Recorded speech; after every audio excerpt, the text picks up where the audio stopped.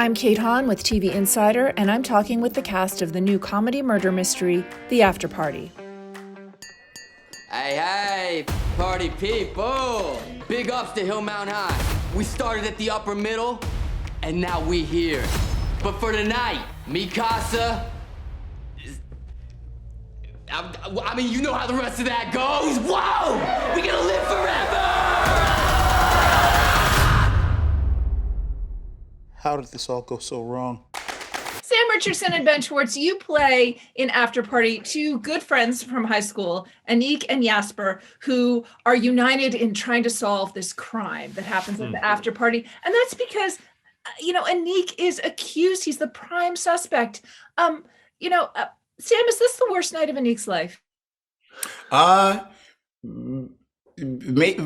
Worst night, maybe second worst night, because the show, even one of the cornerstones of the show is like people kind of living with regrets from the original, from back in high school, So if not the worst, then second worst night of his life.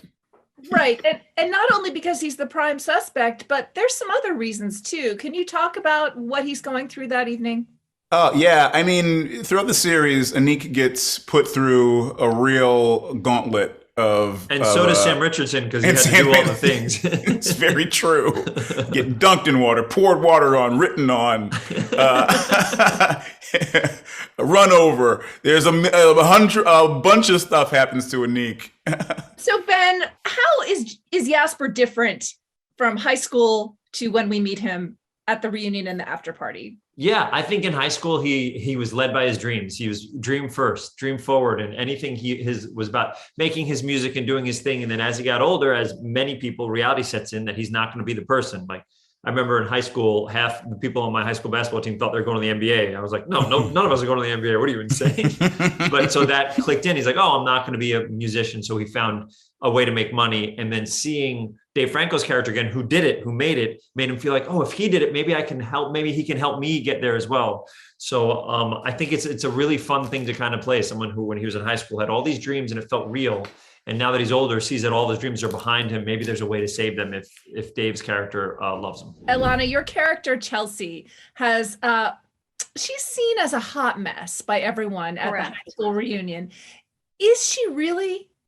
She really is, Kate. She really is. She is a hot mess. Right. And tell us who she was in high school compared to who she is now. So Chelsea was popular. She was the class president. She seemed like she had everything going for her. She was dating, the most popular guy in school, and Ned, played by Calvin Yu. And then she goes through this tough experience in high school that just makes everything crumble. That's the thing with Chelsea, where the reason that I'm like, get it together, girl, is because it's like, we all go through stuff, but she let this thing, it was almost like her life before was not quite authentic. And like this one little Jenga block was pulled because she just crumbled after that. And she became just a train wreck. Well, Jamie, you play Walt, who was a very different person than Chelsea in high school. He was the invisible guy, right? Oh, Nobody remembers him. Can you talk about him? But I also suspect the invisible guy kind of sees everything that's happening. So tell us about him and how much he really knows. Well, I think the main thing with Walt is that probably of the whole cast, he's the person who's changed the least since high school. It's funny that someone so desperate to be seen hasn't changed his actions in order to try and improve his social skills. But I do think that you're right in saying that he's privy to more than everyone else, because he effectively has nothing to do with his time in social situations other than hopefully talk to people. And when, as is the case in the show, he doesn't really get to talk to that many people. He's basically just observing what's going on.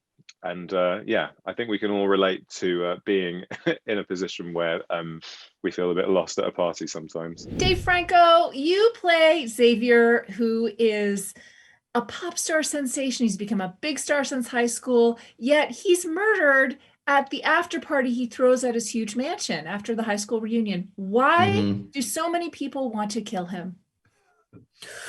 Ooh, good question. Well, in high school, he wasn't the coolest guy in the world. He really wanted to be popular, but his desperation he reeked of desperation. So that really pushed everyone away and no one really liked him. And so then, as you say, he grew up and he became one of the biggest pop stars in the world. And he just started to kind of abuse that power in a way and started to overcompensate for what happened to him in high school. And so it's just he has a personality that just kind of pushes people away. And everyone has a beef with Xavier. Right. But Zoe Chow, whose character happens to share a name with you, Zoe, Xavier kind of shines his light on your character at the high school reunion. And she's interesting because she has a lot of different mixed feelings about him and about her other ex from high school, or her ex from high school, Anik, or at least a guy who was very interested in her. Can you talk about her different feelings that she's going through in this show? Sure. Well, when we meet Zoe, she's in a big transition in her life. She recently split from her high school sweetheart, Brett, played by Ike. And she is newly single and, working as a high school administrator at the same high school that they all attended 15 years prior. And she realizes she just doesn't want to play it safe anymore. She's excited to come to this reunion, to flirt, to feel alive, to do things she's never done before. And I think she's intrigued by Xavier's success and fame post high school, but quickly realizes he's as insecure as he was back in the day. But she still has a lot of chemistry with Anik. And I think every time they see each other, they kind of always bring out the best in each other. And so I think she's really curious about Anik and just naturally invested in him. Ike, you play Brett, he's recently divorced from Zoe. In your standalone episode, it's like an action movie. So what does that tell us about how Brett sees himself?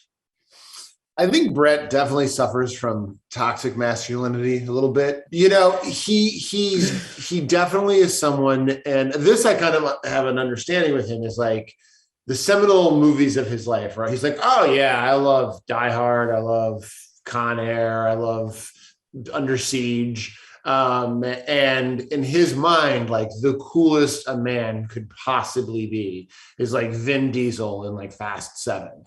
And so he's, in that episode, I got to have a lot of fun with kind of playing his version of that, but then very quickly pivoting back to desperate, divorced, middle-aged guy trying to see if his wife still maybe likes him. So I got to have a lot of fun with that. The Afterparty premieres Friday, January 28th on Apple TV+.